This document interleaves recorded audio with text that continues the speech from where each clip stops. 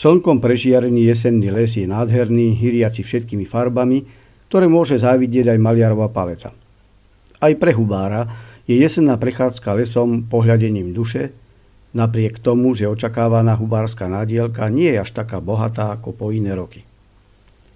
Dubákov na prekvapenie rastie menej ako v tohoročnom lete, keď bolo dostatok vlahy i tepla.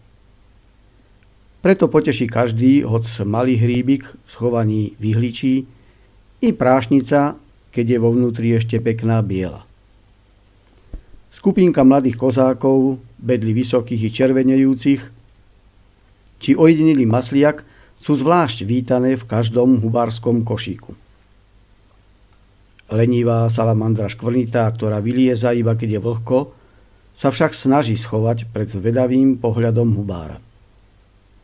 Za to zurčiaci potôčik, čo si kliesni cestu lesným údolím, sa píši zlatom listov, ktoré do vlny striasajú unavené konáre stromov.